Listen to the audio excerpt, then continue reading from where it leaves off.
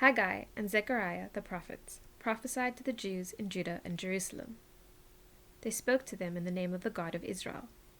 God had spoken to those prophets. Zechariah belonged to the family line of Iddo.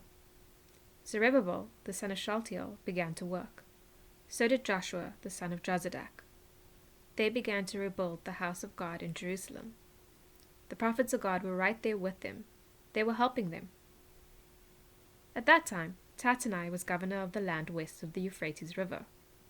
He and Shethar-bozenai and their friends went to the Jews. They asked them, "Who authorized you to rebuild this temple? Who told you that you could finish it?" They also asked, "What are the names of the people who are putting up this building?" But the God of the Jews was watching over their elders, so they didn't have to stop their work. First, a report would have to be sent to Darius. Then they would have to receive his answer in writing. Here is a copy of the letter sent to King Darius. It was from Tatanai, the governor of the land west of the Euphrates. Shethar-bozenai joined him in writing it. So did their friends. They were officials of that land. The report they sent to the king said, "We are sending this letter to you, King Darius. We give you our most friendly greetings. We want you to know that we went to the land of Judah. We went to the temple of the great God. The people are building it with large stones. They are putting wooden beams in the walls. The people are working hard. The work is moving ahead very quickly under the direction of the people. We asked the elders some questions. We said to them, 'Who authorized you to rebuild this temple? Who told you that you could finish it?' We also asked them what their names were. We wanted to write down the names of their leaders for your information." Here is the answer they gave us. They said, "We serve the God of heaven and earth. We are rebuilding the temple that was built many years ago. The great King Solomon built it and finished it.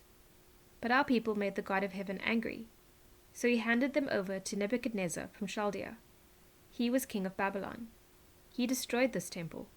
He forced the Jews to leave their own country. He took them away to Babylon. But King Cyrus gave an order to rebuild this house of God. He gave it in the first year he was king of Babylon. He even removed some gold and silver objects from the temple of Babylon. Nebuchadnezzar had brought them there from the house of God in Jerusalem. He had taken them to the temple in Babylon. Then King Cyrus brought the objects out. He gave them to a man named Sheshbazzar. Cyrus had appointed him as governor.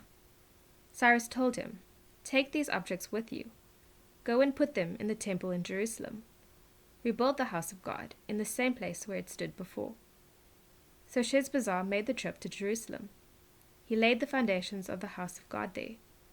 From that day until now, the people have been working on it, but they haven't finished it yet. If it pleases you, King Darius, let a search be made in the royal records. Search the official records of the kings of Babylon. Find out whether King Cyrus really did give an order to rebuild this house of God in Jerusalem. Then tell us what you decide to do.